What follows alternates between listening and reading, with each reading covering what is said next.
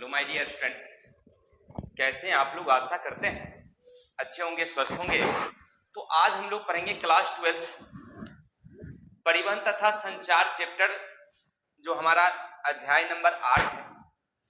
कल हमने एक वीडियो दिया था जिसमें अति लघुत्तरीय प्रश्न उत्तर को हमने बताया। आज हम जितने भी लघुत्तरीय प्रश्न हैं इस पाठ के, सारे क्वेश्चनों को हम लोग बारी बारी से देखने का प्रयास करेंगे।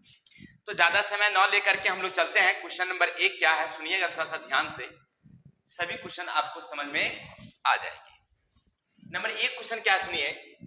रेल मार्गों के प्रारूप को प्रभावित करने वाले कारक का संक्षिप्त वर्णन करें। यानी हमारे देश में रेल मार्ग का विकास किस आधार पर होता है, इसको प्रभावित करने वाले कौन कौन से कारक हैं, इनके बारे में पूछा जा रहा है कि रेल मार्ग कहीं ज्यादा है तो कहीं कम है, इसका विकास इतनी तेजी से हमारे देश में हुआ है, इसके पीछे का क्या कारण है, इन सारी बातों को बताइए। तो लिखेंगे भारत में रेल मार्गों के प्रारूप को प्रभावित करने वाले कारक निम्न हैं। नंबर 1 है, पहला है भौतिक कारक, यानी जहां की मिट्टी समतल होती है, जहां नदियां कम है, तो वहां पर रेल मार्ग का विकास ज्यादा होता है। और जहां पहाड़ी क्षेत्र है, जहां पर बिल्कुल मतलब क्या कहते हैं, सड़क बनाने योग्य भूमि नहीं है, तो ऐसे जगहों पर रेल मार्ग का विकास कम होता है। दूसरा कारण है आर्थिक कारण। रेल मार्ग के निर्माण में बहुत सारा पूंजी लगता है। प्रत्येक 1 किलोमीटर बनाने के लिए तकरीबन 10 करोड़ की लागत लगती है। अब इतनी ज्यादा पूंजी लगती है तो ऐसे तो नहीं लगाया जा सकता ना। यानी जहां व्यापार होगा, जहां उद्योग होंगे, तो इस जगह पर रेल मार्ग ज्यादा लगाए जाते हैं। जहां उद्योग व्यापार कम है, वहां रेल मार्ग कम लगाए जाते हैं। तीसरा कारण है राजनीतिक कारण। हमारे देश में जब अंग्रेजों का शासन था, तो अंग्रेजों ने जितने बड़े बड़े महानगर थे, नगर थे और जितने पतन थे, इन सारों को क्या कर दिया गया था, वो जोड़ दिए थे। किसे? रेल मार्गों से। जब चले गए, लेकिन फिर भी रेल मार्ग तो रह गया ना। यानी हमारे देश में रेल मार्ग को प्रभावित करने वाले कारक में नंबर 1 भौतिक कारक, आर्थिक कारक और राजनीतिक कारक। क्लियर? यानी ओवरऑल समझिए आप कि रेल मार्ग का विकास वहां ज्यादा होती है जहां जनसंख्या ज्यादा होती है, जहां उद्योग और व्यापार ज्यादा होते हैं, जहां की भूमि ज्यादा समतल होती है। इन सारे जगहों पर ना रेल मार्गों का विकास बहुत ज्यादा होता है। जहां पर विरल जनसंख्या है, पथरीली भूमि, पहाड़ी भूमि है, तो उद्योग धंधे नहीं है, तो वहां पर रेल मार्गों का विकास कम होता है। आशा करते हैं समझ गए होंगे। चलिए तो क्वेश्चन नंबर आगे चलते हैं। Question number 2। क्वेश्चन 2 कहता है उत्पादन एवं उपभोग को जोड़ने में परिवहन तंत्र का महत्वपूर्ण योगदान होता है, व्याख्या करिए। यानी कि जो उत्पादन है और जो उपभोग है, इन दोनों को कनेक्ट करती है कौन? परिवहन। मतलब समझे नहीं, मतलब यूं समझिए ऐसे कि परिवहन एक ऐसा व्यवस्था है, खेतों में जो कच्चे माल तैयार होते हैं, तो उसको उद्योग तक पहुंचाने के लिए, या उद्योग में जो सामान बनती है उसको बाजार तक पहुंचाने के लिए हम लोग किसका उपयोग करते हैं? परिवहन का उपयोग करते हैं। जब वो कनेक्ट हो जाती है तो सस्ते दरों पर आसानी से उद्योग तक कोई वस्तु पहुंच जाती है, या उद्योग से जो उत्पादित वस्तु है वह बाजार उपभोक्ता तक पहुंच जाती है। अर्थात दोनों को जोड़ने का काम कौन करती है? परिवहन करती है। परिवहन ये एक साधन है जिसके माध्यम से उपभोग और उत्पादन को जोड़ा जाता है। क्लियर? फिर समझिए, लिखेंगे कि जो परिवहन व्यवस्था है वह हमारे उत्पादक को कहां भेजती है? उद्योग तक। यानी कृषि में, घर में हम लोग जो उत्पादन करते हैं, या मान लीजिए मवेशियां हैं, उससे जो डेयरी फार्म की चीज उत्पाद दूध होती है, तो इस सब को उत्पादन करते हैं, तो इसको परिवहन की सहायता से हम लोग उद्योग तक भेजते हैं। उद्योग क्या करती है? उसको उपयोगी वस्तु बनाती है। जैसे दूध से हो गया दही, मिठाइयाँ, पाउडर। इसी तरह से कच्चे माल जितने भी हम लोग गेहूं हैं, इससे मैदा, सूजी, तो इस सब को बना करके और वह क्या करती है? फिर से हमारे बाजारों में उपलब्ध कराती है। तो इस सब क्रिया को पूरा करने के लिए किसकी जरूरत होती है? तो परिवहन की। अर्थात परिवहन उत्पादक और उपभोक्ता को जोड़ने का काम करता है मेरे भाई। Any doubt? बिल्कुल समझ गए होंगे। चलते हैं क्वेश्चन नंबर थर्ड, तीसरा।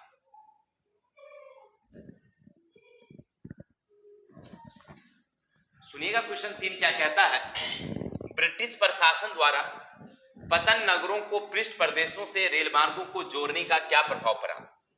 देखिए, ब्रिटिश सरकार जब थी यानी अंग्रेजी शासन काल में, जो हमारी पतन थी, पतन का मतलब जितनी बंदरगाहें थी जैसे कोलकाता, मुंबई, गोवा, ये सारे जो बंदरगाह थे, इन सारे बंदरगाहों को उन्होंने क्या कर दिया था, बड़े बड़े नगरों से जोड़ दिया था। जैसे मुंबई नगर को जोड़ा, उसी तरह से पटना को जोड़ा, उसी तरह से भोपाल, ऐसे जो नगर थे उसको जोड़ दिया। किससे? पतन से। किस मार्ग से? तो रेल मार्ग से। अब इससे लाभ क्या हुआ? तो इससे लाभ हुआ कि अंग्रेजों जो कर वसूलती थी या यहाँ से जो कच्चा माल खरीदती थी उसको आसानी से पतन तक भेज देती थी। और पतन में बड़ी बड़ी पानी की जहाजें लगी होती थी, उसको वो उठा करके कहाँ ले जाती थी? अपने देश इंग्लैंड ले जाती थी, और वहां पर वो फिर उसके उपयोगी वस्तु तैयार करती थी। फिर उस पतन पर लाती थी बंदरगाह तक, और बंदरगाह से फिर सामान को लोड करके बाजारों तक भेज देती थी। तो इससे क्या होता था कि वह बाजार में आसानी से उपलब्ध हो जाता था, अधिक उसे मुनाफा होता था। या हमारे देश से खरीद करके कोई वस्तु को वह किसी दूसरे देश में बेचने के लिए भेज देता था, तो इसको लाने के लिए क्या क्या जरूरत होती थी? परिवहन। तो बड़े बड़े जो नगर थे या गांव थे जहां उत्पादन होता था, तो उसको कहां भेज देती थी वो? पतन तक। किसके माध्यम से? रेल मार्गों से। अर्थात गांव को या बड़े शहरों को पतन से जोड़ दिया गया था रेल मार्ग के द्वारा, ताकि जो गांव में उत्पादित वस्तु है, जैसे मान लीजिए चंपारण जिला में नील की खेती होती थी, तो नील की खेती यहां से कैसे जाती थी, यानी नील का जो उत्पादन होता था वो विदेश कैसे जाता था? तो चंपारण से जाती थी कहां? डायरेक्ट कोलकाता बंदरगाह, और कोलकाता बंदरगाह पर बड़ी बड़ी जहाजें लगी होती थी पानी की, उसमें उसको लोड कर दिया जाता था, फिर उसको भेज दिया जाता था कहां? इंग्लैंड, फिर उसे विश्व बाजार में भेजा जाता था।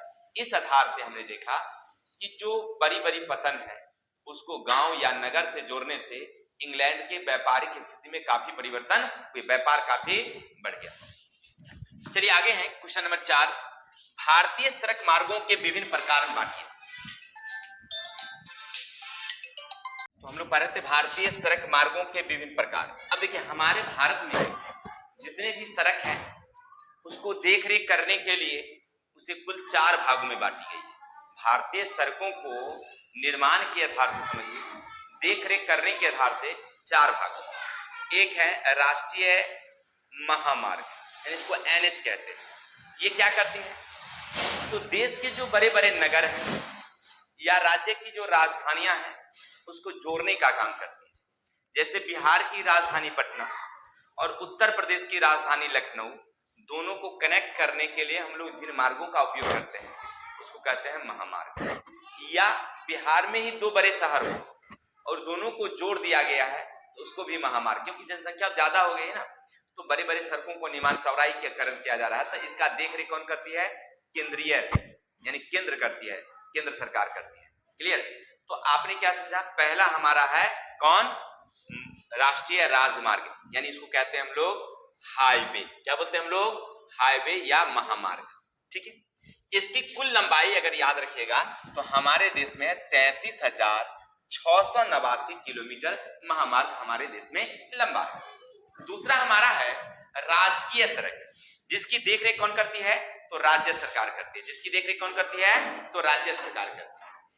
यह राज्य के प्रमुख नगरों को जोड़ने का काम करती है। और इसकी लंबाई की अगर बात करें तो हमारे देश में इसकी लंबाई कुल कितनी है? 4 लाख किलोमीटर है। क्लियर? अगला हमारा है जिला सड़कें। एक अगला क्या हमारी? जिला सड़कें। यह जिला मुख्यालय को जोड़ने का काम करती है। माने जिला मुख्यालय का मतलब होता है कि जितने प्रमंडल हैं उसको जोड़ने का काम करती है। अगर इसकी लंबाई की बात करें तो लगभग 6 लाख किलोमीटर है। इसकी देखरेख जिला करती है। और एक और सड़कें हैं जो हमने इसमें मेंशन नहीं कर सका, जिसका नाम है ग्रामीण सड़कें। याद रखिएगा, कौन सड़कें हैं? ग्रामीण सड़कें, जो गांव की सड़कें होती है, जिसको देखरेख कौन करती है? या तो पंचायत करती है या प्रधानमंत्री ग्रामीण गारंटी रोजगार योजना के अंतर्गत उसको बनाई जाती है। क्लियर? जिसकी संख्या हमारे देश में बहुत ज्यादा है। Any doubt? चलिए, तो हम प्रश्न कह रहा है कि भारत में सड़कों को कितने भागों में बांटा गया है? तो भारतीय सड़कों को कुल 4 भागों में, पहला है महामार्ग, राजकीय मार्ग, जिला सड़कें और ग्रामीण सड़कें। ठीक है, चलिए आगे हैं। क्वेश्चन नंबर 5, भारतीय अर्थव्यवस्था में रेलों का क्या योगदान है? भारतीय रेल मार्गों द्वारा दी जाने वाली 5 वस्तुओं के उदाहरण दीजिए। देखिए, हमारे यातायात में रेल का क्या योगदान? भाई कोई कहना है अगर किसी देश से रेल व्यवस्था को हटा दीजिए तो वहां की देश की आर्थिक व्यवस्था ना बिल्कुल चरमरा जाएगी। मतलब नहीं समझे?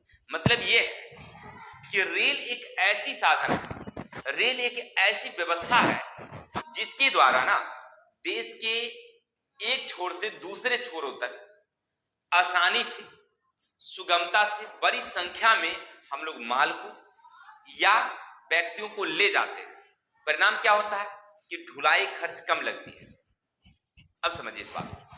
जैसे मान लीजिए कि आप एक ट्रक की सहायता से बिहार से अगर आप दिल्ली ले जाते हैं तो आपकी कम से कम किराया उस माल का 60,000 70,000 रुपया लगेगा। लेकिन अगर आप उसी चीज को ट्रेन से ले जा रहे हैं तो मात्र 20 से 25,000 में चला जाएगा। अब क्या समझ, इतना का डिफरेंस है भाई।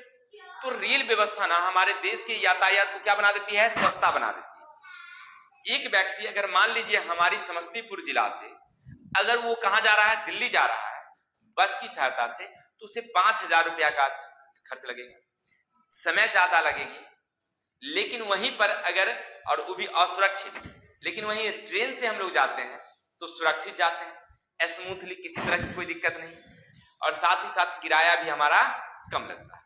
तो रेल व्यवस्था से हमें भारत को अर्थव्यवस्था में काफी लाभ मिलता है, चाहे वो सामान को ढोना हो या कोई वस्तु को भारी भारी मात्रा में लाना ले जाना हो, तो रेल परिवहन का उपयोग किया जाता है। क्लियर? अब आप इसी में कह रहा है कि भारतीय रेल द्वारा दी जाने वाली 5 वस्तुओं का उदाहरण। तो देखिए, भारत का ये सबसे बड़ा रोजगार देती है, देश का सबसे बड़ा अगर रोजगार का कोई अगर स्रोत है तो वो कौन है? हमारी भारतीय रेल है। साथ ही साथ यातायात की सुविधाएं देती है, ट्राम सुविधाएं देती है, फिर भूमिगत रेल सुविधाएं देती है, वस्तुओं को, सामान को ढोने में सुविधा देती है, यानी कई तरह की वो हमें सुविधाएं दे रही। क्लियर? चलिए, तो आशा करते हैं क्वेश्चन नंबर 5 भी समझ में आ गया होगा। तो चलते हैं क्वेश्चन नंबर 6 क्या कहता है, सुनिएगा। क्वेश्चन नंबर 6 है, वायु परिवहन के क्या लाभ है? इसके प्रयोग किस लिए किया जाता है तथा इसके दोष भी बताइए। यानी आपसे पूछा जा रहा है कि आप वायु परिवहन का उपयोग करते हैं तो इससे आपको क्या लाभ है? सीधा बात है भाई, हवाई जहाज हम लोग क्यों करते हैं?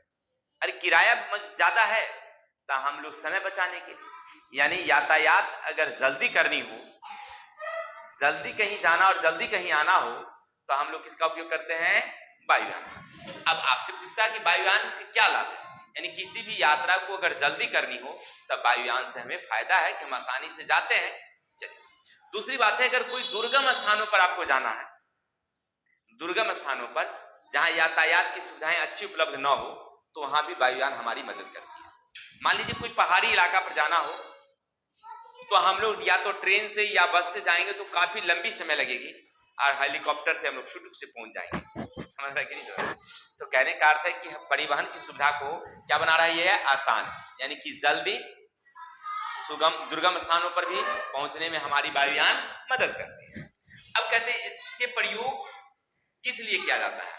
तो इसका प्रयोग मूल रूप से हम लोग यातायात के लिए करते हैं, यानी आदमी को ढोने के लिए। उसमें सामान नहीं ढोता, वायुयान में केवल कीमती वस्तुएं ढोई जाती है और साथ इसके व्यक्ति यानी आदमी को ढोने के लिए, तो यातायात करने के लिए हम लोग वायुयान का उपयोग करते हैं। अब इसका दोष क्या है? तो देखिए, इसमें एक बड़ी दोष है। दोष क्या है भाई? तो इसमें ना दुर्घटना होने की बहुत ज्यादा संभावना रहती है। यात्रा का दोष है कि इसमें खर्च ज्यादा होता है और दुर्घटना भी होने की ज्यादा संभावना रहती है। अक्सर सुनते होंगे कि बर्ड अटैक हो गया,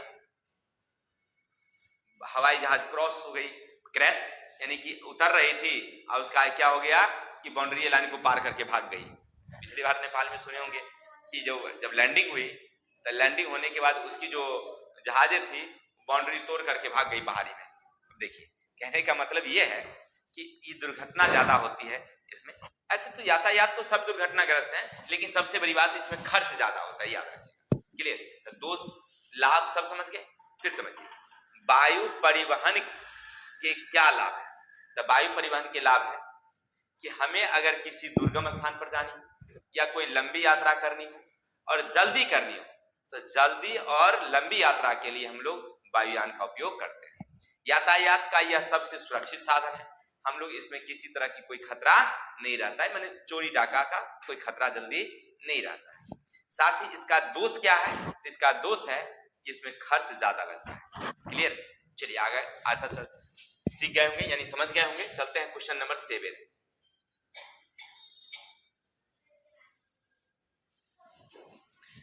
क्वेश्चन 7 क्या कहता है? भूमध्य सागर, लाल सागर, हिंद सागर, पूर्वी अफ्रीका, दक्षिणी एशिया तथा दक्षिण पूर्वी एशिया किस प्रकार भिन्न है। यानी कहने का अर्थ है पूछता है आपसे भूमध्य सागर है, चाहे वो लाल सागर है, चाहे वो हिंद महासागर है, वो कैसे भिन्न है। तो देखिए भूमध्य सागर, हिंद महासागर का समुद्री जलमार्ग का उपयोग यूरोप तथा अफ्रीका के देश करते हैं। देखिए भूमध्य सागर हो या कौन हिंद महासागर, इसका जो मार्ग है इसमें समुद्री मार्गों का उपयोग कौन देश करता है? तो यूरोप और अफ्रीका महादेश करते हैं। इसी तरह से जो इसमें कपास, रबर, चाय या कहवा, चीनी अथवा वनस्पति तेल के उपयोग करने के लिए इसका उपयोग किया जाता है। यानी कि इसका माने इससे हम लोग किस किस चीज को ले जाते हैं? तो याद रखिएगा कपास, रबर, चाय, कहवा, चीनी, वनस्पति तेल इत्यादि को हम लोग एक जगह से दूसरे जगह लाने ले जाने के लिए उपयोग करते हैं। किसका उपयोग? तब भूमध्य सागर का उपयोग, लाल सागर, हिंद महासागर इत्यादि का। ठीक है, चलिए तो आशा करते हैं आपको समझ में आया होगा कि भूमध्य सागर, लाल सागर, हिंद महासागर जो भी है ना, तो इसका उपयोग कौन से महादेश करते हैं? तो इसका एशिया महादेश से कोई सामान को यूरोप ले जाना या अफ्रीका ले जाना, तो हम लोग भूमध्य सागर का उपयोग करते हैं। इससे ले कौन कौन चीज आते हैं? तो रबर है, चाय है, कहवा है, चीनी है इत्यादि। ठीक है, आशा करते हैं क्वेश्चन नंबर 7 आपको अच्छी तरह समझ में आया होगा। तो चलते हैं क्वेश्चन नंबर 8 की तरफ। परिवहन राष्ट्रीय अर्थव्यवस्था का महत्वपूर्ण खंड क्यों है? देखिए परिवहन राष्ट्रीय अर्थव्यवस्था का महत्वपूर्ण खंड। अब भाई राष्ट्रीय अर्थव्यवस्था का मतलब क्या? देश की आमदनी में परिवहन का क्या योगदान? बहुत बड़ा योगदान। अगर परिवहन नहीं होगा तो व्यापार प्रभावित होगी, व्यापार नहीं होगा तो संचार प्रभावित होगी, अर्थात तीनों एक दूसरे को कनेक्ट कर रही है। अगर मान लीजिए आपको कोई सामान को दिल्ली से अपने घर लाना हो बेचने के लिए, या अपने उत्पाद को दिल्ली बेचना हो, तो किसकी सहायता से ले जाओगे? परिवहन सस्ता होगा तभी तो आप यहां से आसानी से दिल्ली ले जाओगे, फिर वहां सस्ते में बेचोगे तो लोगों को सस्ते दर में मिलेगा, वो ज्यादा उपयोग करेगा। जब सस्ता चीज रहता है ना ज्यादा उपयोग होता है मेरे भाई, जब सस्ता नहीं रहता है तो उपयोग कम होता है। जैसे पेठिया पर सब्जी खरीदने गए होंगे ना, जिस दिन आपको मिलेगा 90 रुपए केजी गोभी, तो 1 पाव लोगे, आधा किलो लोगे। और जब भी मार्केट में हो जाए 20 रुपए किलो, 1 किलो भर लोगे, 2 केजी भर लोगे, चले इसी का भुजिया चलेगा। है कि नहीं? चलिए बहुत अच्छी बात है, सब लोग ऐसे ही करते हैं। किसी किसी को तो मुंह में पानी आ गया होगा गोभी का भुजिया। किसको किसको पसंद है गोभी का भुजिया? कमेंट में बताना। चलिए आगे चलते हैं। तो देश की अर्थव्यवस्था में यानी देश की आमदनी में क्या है, हमारी जो परिवहन है वो काफी मदद करती है, क्योंकि परिवहन से भी देश को आय होता है। साथ ही साथ परिवहन जब होती है तो व्यापार हमारा ज्यादा होता है, जब व्यापार ज्यादा होगा तो संचार ज्यादा होगा, अर्थात कुल मिलाकर के हर क्षेत्रों से आमदनी को कौन प्रभावित कर रही है? परिवहन। अर्थात परिवहन देश की अर्थव्यवस्था में महत्वपूर्ण योगदान दे रही है। अगर परिवहन बंद हो जाए तो पूरी अर्थव्यवस्था बंद हो जाएगी। ठीक है, चलिए आगे क्वेश्चन नंबर है, क्वेश्चन नंबर 9 सुनिएगा। पाइपलाइन परिवहन के गुणों की तुलना में अवगुण अधिक है, इस कथन के पक्ष में 4 प्रमुख तर्क प्रस्तुत कीजिए। देखिए पाइपलाइन तो हमारे लिए फायदादायक है कि एक बार क्या करते हैं हम लोग धरती के नीचे पाइप बिछा देते हैं, प्लास्टिक का हो, लोहे का जो भी, और उसकी सहायता से जितने भी तरल पदार्थ या गैसीय पदार्थ है उसको एक स्थान से दूसरे स्थानों तक कम खर्च में ले जाया जाता है। उसी को अगर धरातल से ले चलिएगा तो आपको ज्यादा खर्च करना पड़ेगा। अब समझिए, जैसे हमारे असम से तेल का उत्पादन होती है और उस असम से तेल को हम लोग लेकर के ट्रक में भर भर के हम लावे बरौनी, कितनी खर्च आएगी? बहुत ज्यादा आएगी। और एक बार पाइपलाइन बिछा दिया गया है, अब बिछा दिया गया तो असम से पाइपलाइन द्वारा सीधे बरौनी आ जाती है तेल, बाहर का कोई वाहन चलाने की जरूरत नहीं, तो खर्च कम होता है। तो पाइपलाइन से तो फायदा हुआ, लेकिन इसके साथ साथ इसमें दोष भी है। क्या दोष है? अब पहली बात कि अगर आप एक बार बिछाइएगा तो खर्च बहुत ज्यादा आएगा। चलिए, तो खर्च ज्यादा, चलिए इसको भी लगा देते हैं। लेकिन सबसे बड़ी समस्या इसका ये है कि जब आप बिछा दीजिएगा और जब इसका विस्तार करने की बारी आएगी तब विस्तार नहीं होगा। मतलब जैसे देखिए, सड़क बना लिए एक वे, वन वे, और तब अगर मान लीजिए इसको अगर बढ़ाना होगा तो दोनों तरफ से 2 फीट 3 फीट बढ़ा दीजिए तो सड़क चौड़ीकरण हो गया। रेल बढ़ानी है तो एक पटरी बिछाए हुए बगल से गोरो सटा के बिछा दीजिए, डबल लाइन हो गई। नहीं हो जाती। लेकिन पाइपलाइन में क्या करोगे? पाइप को फोड़ के बढ़ाओगे क्या? अरे भाई, यही समस्या है। मैंने कहने का अर्थ है कि पाइपलाइन को आप बढ़ा नहीं सकते, एक बार जो बन गया उसका विस्तार नहीं किया जा सकता। चलिए, नंबर 1। नंबर दूसरी समस्या क्या है कि अगर मान लीजिए अगर वो चल रही है और कहीं अचानक रिसाव हो गया, वो फूट गया, तो उसके टूटे फूटे का पता जल्दी नहीं लगता कि कहां से टूटा हुआ है। काफी मशक्कत करें, ऐसे उसका व्यवस्था है, पता लग जाता है, लेकिन फिर भी परेशानियां होती है। चलिए, दूसरा, अगर वो टूट फूट गया तो उसकी मरम्मत में परेशानी होती है। समझ में आ रही बात? तो पाइपलाइन की ये कुछ समस्याएं हैं। कौन? पहले विस्तार नहीं कर सकते, टूट फूट हुआ तो उसकी पता नहीं चलती है, अगर हो भी गया तो उसका मरम्मत करने में कठिनाइयां होती है। तो ये पाइपलाइन की कुछ क्या है, कठिनाइयां हैं। चलते हैं क्वेश्चन नंबर लास्ट है, क्वेश्चन नंबर 10। समझिएगा क्या कहते हैं। संचार प्रणाली क्या है, इसका प्रयोग कहां किया जाता है? देखिए, संचार प्रणाली का मतलब होता है कि संचार सूचना को एक स्थान से दूसरे स्थानों तक लाना ले जाना, ये तो संचार प्रणाली है। या तो आप संदेश लिखते हैं या बोलते हैं, क्लियर? तो इस सारी बातों को आप एक व्यक्ति से दूसरे व्यक्ति में भेजते हैं ना, इसको कहते हैं संचार प्रणाली। अब कहता है कि इसका प्रयोग कहां किया जाता है? तो लोग अपने पूरे देश के अंदर हो या अंतरराष्ट्रीय स्तर पर हो, एक दूसरे को कनेक्ट करने के लिए, एक दूसरे को जोड़ने के लिए हम लोग किसका उपयोग करते हैं? संचार का उपयोग करते हैं, क्लियर? और इसका सबसे ज्यादा प्रयोग किसमें होता है? तो व्यापार में होता है। याद रखेंगे, सबसे ज्यादा व्यापारी लोग ही इसका उपयोग करते हैं वास्तविक रूप में। और ऐसे तो अम्मा माई का किस्सा तो बतियाने के लिए लोग समाधान करते ही हैं, लेकिन उसका मूल रूप से अगर उपयोग ज्यादा होती है तो किसमें होती है? व्यापार में होती है। तो संचार समझ गए, किसी भी सूचना को एक स्थान से दूसरे स्थान लाना, ले जाना, भेजना संचार कहलाता है। और संचार का सबसे ज्यादा उपयोग कहां होती है? तो व्यापार में होती है, क्लियर? तो आशा करते हैं आपको अच्छी तरह सारी क्वेश्चन समझ में आई होंगे। 10 क्वेश्चन हमने बताया। अगर आप यहां तक वीडियो देखें, वीडियो आपको अच्छा लगा तो देखने के लिए बहुत बहुत धन्यवाद। साथ ही साथ अपने प्यारे हाथों से एक छोटा सा कमेंट हमें कीजिए कि आप कहां से देख रहे हैं।